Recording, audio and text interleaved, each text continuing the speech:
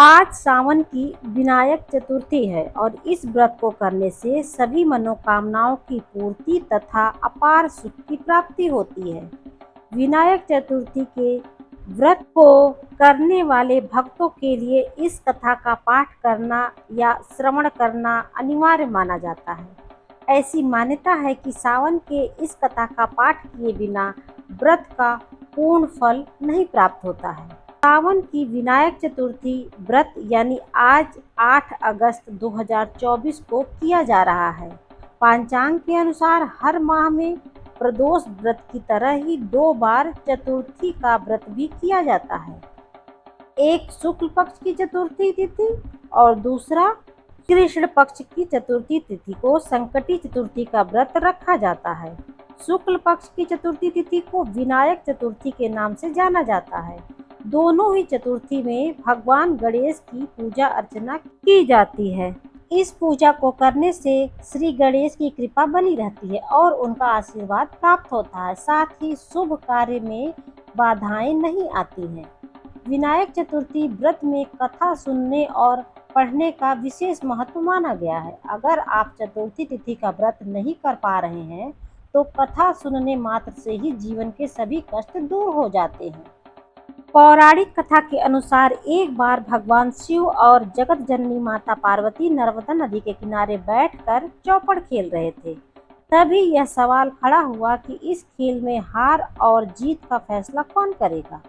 इसका फैसला लेने के लिए भगवान शिव ने कुछ तिनके को एकत्रित कर एक पुतला बनाया और उसमें प्राण डाल दिए। इसके बाद भगवान शिव ने उस बालक से कहा कि हमारे इस चौपड़ के खेल में तुम्हें हार जीत का निर्णय करना है।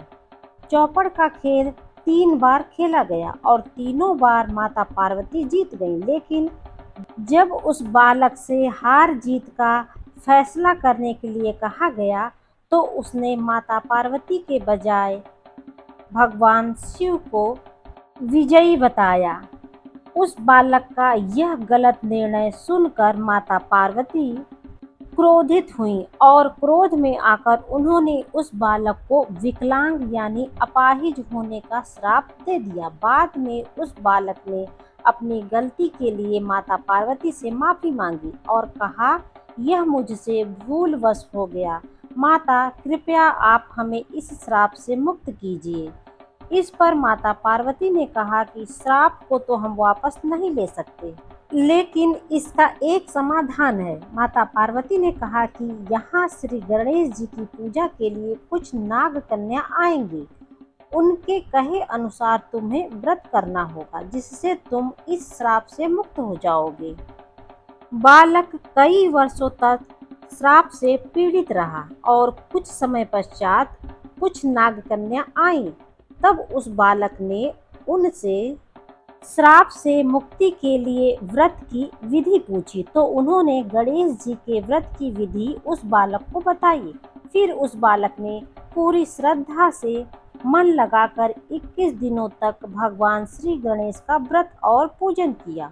उस बालक की श्रद्धा देखकर भगवान श्री गणेश प्रसन्न हुए और उस बालक को वरदान मांगने को कहा। बालक ने भगवान गणेश से प्रार्थना की और कहा कि हे विनायक, मुझे इतनी शक्ति दें कि मैं अपने पैरों से चलकर कैलाश पर्वत पर जा सकूं और इस श्राप से मुक्त हो पाऊं। भगवान गणेश ने बालक को आशीर्वाद दिया और अंतर्धान हो गए। इसके बाद बालक ने कैलाश पर्वत पर जाकर महादेव को अपने शाप मुक्त होने की कथा सुनाई। चौपड़ वाले दिन से माता पार्वती भगवान शिव से रुष्ट हो गई थी। बालक के बताए अनुसार भगवान शिव ने भी 21 दिनों का भगवान गणेश का व्रत लिया था। व्रत के प्रभाव से माता पार्वती भगवान शिव से प्रसन्न हो गई। मान्यता है कि भगवान गणेश की जो भी सच्चे मन से पूजा अर्चना करता है उसके सभी कष्ट दूर हो जाते हैं। साथ ही कथा सुनने और पढ़ने वाले का जीवन खुशियों से भर जाता है।